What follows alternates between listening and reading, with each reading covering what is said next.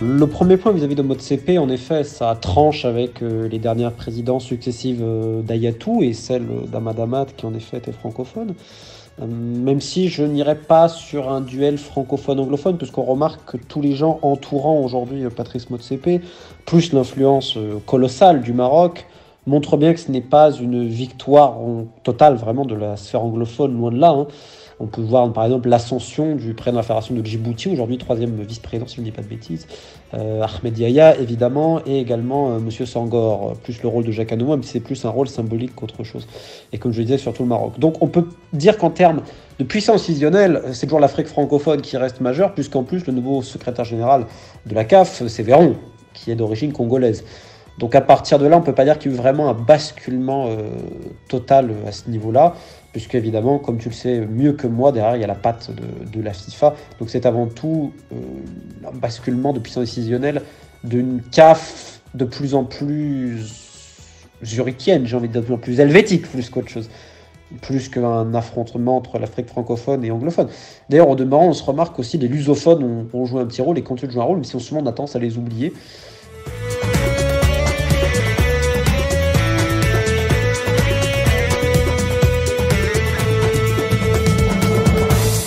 Oui, alors ce projet de Super League, il est très ironique, il est vraiment dans le temps, puisque la FIFA qui tacle publiquement le projet de Super League européenne, alors qu'on avait quand même plus ou moins donné un feu vert à certaines personnes en leur faisant comprendre que c'était qu'ils pouvaient y aller.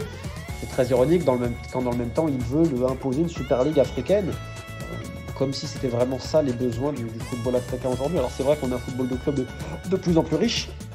On le voit avec certains clubs du Botola, de Tunisie également, même si je tiens à tempérer la Tunisie, puisque le dinar évidemment a chuté, mais il a l'espérance et à les autres en termes financiers. L'espérance aujourd'hui c'est un vrai club en termes de structure, mais ça pourrait encore être mieux. Quand tu vois les clubs égyptiens, tu vois en Afrique de l'Ouest le Oroya de Guinée, qui est des nouveaux riches évidemment. Alors il y a eu quelques tentatives avant d'Angola aussi. On se rappelle, tu as toujours le TP Mazembe, même si les résultats ne sont pas forcément à la hauteur. Tu as les clubs tanzaniens qui ont pas plus d'argent, pour les clubs sud-africains. Tu as un football africain qui a de l'argent aujourd'hui. Tu as de l'argent dans les clubs, il ne faut pas déconner, même si tu as une grande disparité.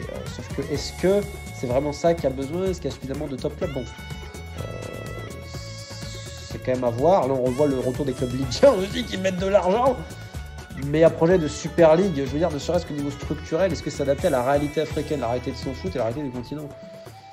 Même pour les fans, pour plein de choses. Et puis surtout, quid derrière de la Ligue des Champions africaine, tu vois, c'est une vraie question, quoi.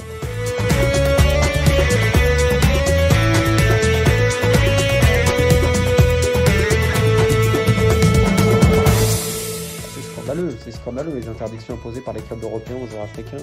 On a eu pareil un petit peu aux zones de la CONCACAF, mais il y a un 2 poids 2 mesures. C'était très ironique quand tu vois ce qui s'est passé sur la sélection italienne où les mecs sont rentrés avec le Covid, quoi, pas mal. Donc c'était assez folklore. Ça, c'est évidemment scandaleux, mais c'est toujours le continent africain qui est un genre de laboratoire footballistique et autres, hein. On peut le voir aussi à ce niveau-là. Par contre, ce que je tiens aussi à remarquer, et ça par contre c'est scandaleux, c'est qu'en Afrique, on a des fédérations, notamment la Sierra Leone, qui ont utilisé des faux tests Covid pour essayer d'affaiblir leur adversaire contre le Bénin. Mais bon, visiblement, Isha Johansen n'a pas organisé d'élection depuis 8 ans maintenant, frappé un de ses opposants, Mohamed Kallon en l'occurrence, et autres, plus fabriquer des faux tests Covid pour affaiblir une autre équipe de son rival, et ça ne mérite aucune sanction, tant qu'on a les bons amis en place et qu'on vote pour qui il faut.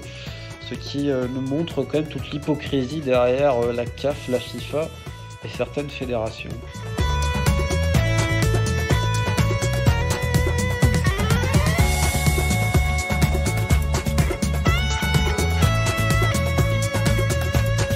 Bon, le football africain ne se débarrassera jamais de tout cela parce que le football ne s'en débarrassera pas. C'est pas un problème propre à l'Afrique. En fait, on a tendance à réduire les problèmes de corruption, de mauvaise gestion à l'Afrique alors que c'est continental. L'Asie est catastrophique. L'Asie, c'est sans doute pire, notamment par les matchs truqués. La CONCACAF, je peux en parler vu Haïti, tout ce qui se passe, c'est aussi scandaleux. On se rappelle tous les scandales de l'époque avec Jack Warner. En Europe, on n'est pas spécialement mieux, faut pas croire. L'Océanie, c'est folklore, hein, t'as des zones. Je rappelle qu'il y a quelques années, tu as eu pas mal d'arrestations de la police néo-zélandaise, notamment sur le secrétaire général, je crois, qui était papou. Donc on se rend compte que c'est... et la Conmebol, qui est un modèle de corruption quand même, et de gestion abracadabrantesque, hein. Je peux notamment citer la Colombie à ce niveau-là, ou la Bolivie, où tu te retrouves avec un sélectionneur qui fait payer les mecs pour venir... Enfin, faut signer avec tel agent pour venir en sélection, etc. Enfin, on est, si tu veux... ça dépasse l'Afrique, en fait. Ça dépasse complètement l'Afrique. Alors oui, le football africain est gangréné, mais tout est gangréné en fait dans le football, ça dépasse forcément l'Afrique. Donc malheureusement, je pense que sans une profonde réforme complète, et puis on ne peut pas changer l'être humain, et vu le pouvoir politique et le pouvoir délirant lié au foot, plus en plus l'argent, bon. J'étais très content de voir que beaucoup ont expliqué les véritables manœuvres de cette élection de Patrice Motsepe et les vraies intentions de Gianni Infantino et de la FIFA, hein. Je me méfie toujours des gens qui te disent « Oh, mes amis les Africains », tu sais, avec ce côté un peu paternaliste, qui rappelle de mauvaises choses quand même, hein. Mes amis les Africains, ouais, mes amis votez pour moi, c'est un peu ça, tu vois. Donc le fait que beaucoup en ont parlé, ça reste bien, et puis évidemment, il faut continuer à parler des choses qui fâchent, parce que c'est la seule manière, parce que c'est en fait l'impunité vient du silence. Et donc, j'encourage tout le monde à parler vraiment de tout cela. Maintenant, c'est vrai qu'on peut être déçu de certaines couvertures, mais ça a aussi pas forcément les retours, hein. Je sais qu'il y en a beaucoup qui regardent le foot africain de manière un peu superficielle, alors que c'est dommage, parce que tu as même plein de grandes histoires, hein, belles, tragiques, criminelles, épiques. Et je trouve que c'est dommage qu'il y ait une dimension absolument fascinante également dans le football africain.